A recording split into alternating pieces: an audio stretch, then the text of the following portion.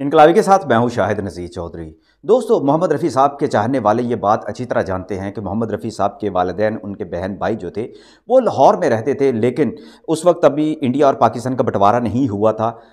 मोहम्मद रफ़ी साहब अपनी किस्मत आजमाने के लिए और एक सिंगर बनने के लिए बम्बई में जा चुके थे और वहीं पर उनका क़याम हो गया, शादी हो गई, बच्चे हो गए और फिर उन्होंने जब पाकिस्तान बन गया तो उन्होंने उस वक्त ये फ़ैसला कर लिया कि वो इंडिया छोड़कर वापस जो है वो पाकिस्तान नहीं जाएंगे। लेकिन माँ बाप की मोहब्बत और भाइयों से मिलने की जो उनकी तमन्ना हुआ करती थी वो उन्हें तड़पाया करती थी। वो सोगवार भी रहा करते थे, फ़ोन पर रब्ता हो जाता था। जब सरहदें दोनों बन गई तो मोहम्मद रफ़ी साहब ने बड़ी कोशिश की कि किसी तरीके से वो अपने बहन भाइयों से और अपने वालिदैन से ख़ासतौर पर वो मिल सकें। एक बार उन्होंने कोशिश भी की, लेकिन वाहदा के बॉर्डर पर आकर उन्हें आगे आने की इजाज़त ना दी गई। लेकिन फिर इसी तरह वक्त गुजरता गया, कई साल गुजर गए। 65 की जंग के बाद मोहम्मद रफ़ी साहब के मामला कुछ इंडिया में कुछ ऐसा हुए, ख़ासतौर पर लता जी ने उनके लिए जब जीना हराम कर दिया था और उनके साथ उनकी लड़ाई हो गई थी, तो उसके बाद मोहम्मद रफ़ी साहब को ऐसा लगा जैसे उनके मुकाबले पर बहुत सारे जो है वो गुलकार आते जा रहे हैं और म्यूजिशियन भी उन्हें नज़रअंदाज करते जा रहे हैं।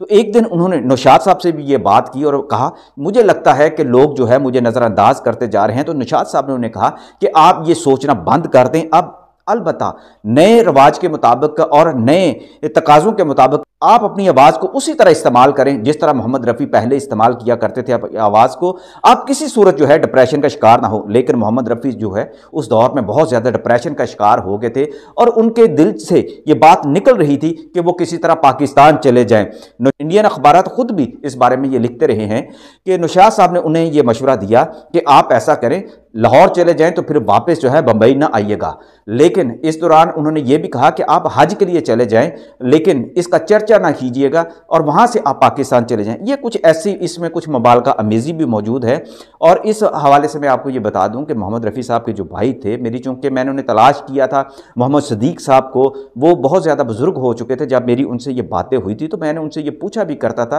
वो ये बताया करते थे कि इंडिया जब मैं जाता था भाई से मिला करता था, उनके दिल में पाकिस्तान में अपने वालिदैन से मिलने की भी तड़प हुआ करती थी। लेकिन हालात ऐसे थे कि पहले तो उन्होंने हमें भी इंडिया में एडजस्ट कराने की कोशिश की कि मैं भी किसी तरह, सदीक साहब यानी कि उनके भाई जो है वो भी किसी तरह से वहाँ पे एक सिंगर की हैसियत से अपनी ज़िंदगी गुजार सके, लेकिन ये उनके लिए मुमकिन ना हुआ। तो सदीक साहब जो वापस आ जाया करते थे और भाई को भी कहा करते थे कि किसी तरह कोई ऐसा सबब पैदा करें कि आप वालिदैन से आकर एक दफ़ा ज़रूर मिल कर जाएँ। अब 65 की जंग के बाद कुछ हालात ऐसे बने कि मोहम्मद रफ़ी साहब के बारे में ये बात कही जाती है कि वो खामोशी से और छुप कर लाहौर में आए थे और अपने वालिदैन से मिलकर गए थे। इस हवाले से जब मैंने उनके भाई से पूछा तो उन्होंने मुझे बताने से गुरेज किया था और वो कहा था कि ये एक ऐसी बात है जिसके बारे में आपको नहीं बता सकता। लेकिन मोहम्मद रफ़ी साहब के एक जो दोस्त हैं मोहम्मद सादिक साहब, जो उनके पुराने मोहल्ले में रहा करते थे, उनसे जब ये बात हुई कई सालों के बाद तो वो बताने लगे कि भुट्टो साहब के ज़माने में मोहम्मद रफ़ी साहब अपना ये पुराना घर देखने के लिए आए थे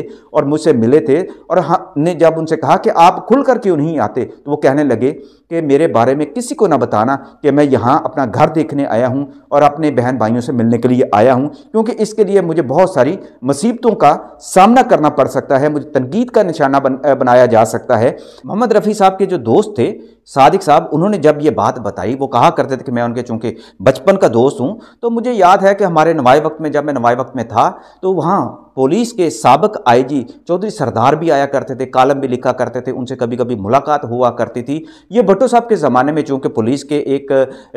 बड़े दबंग ऑफिसर भी थे, उनके पास लाहौर समेत सारे पूरे पंजाब की हर खबर होती थी। तो एक दिन मैंने चाय की प्याली पर मैंने उनसे ये पूछा कि कभी कभी ऐसा हुआ कि मोहम्मद रफ़ी साहब जो है वो लाहौर में आए हों, क्या आपको मालूम हो कि उन्हें खुफिया तौर पर उनका विज़िट यहाँ पे अरेंज किया गया? तो वो मेरी तरफ देखकर कहने लगे, ये बात हमने कहीं नहीं लिखी और इस बात को हमने छुपाए ही रखा है, लेकिन भुट्टो साहब ने ख़ास तौर पर रफ़ी साहब के लिए लाहौर में जो विज़िट जो था एक बड़ा मखसूस और खुफिया किस्म का जो एक प्रोटोकॉल के साथ उसमें नहीं दिया गया था, लेकिन उनकी हिफाजत के पेश नज़र एक उन्हें यहाँ पे लाया गया था। लाहौर में उनकी मुलाकातें कराई गई थी और उसी तरीके से उनकी हिफाजत करते हुए उनको खामोशी से इंडिया वापस भिजवा दिया गया था। मोहम्मद रफ़ी साहब का ये जो विज़िट था इसको खुफिया ही रखा गया, क्योंकि ख़ुद भुट्टो साहब और मुतलका जितने भी ऑफिसर थे उन सब से ये रिक्वेस्ट की थी कि किसी तरह भी उनके इस विज़िट को जो है वो आश्कार ना किया जाए, लीक ना किया जाए। तो मोहम्मद रफ़ी साहब अपने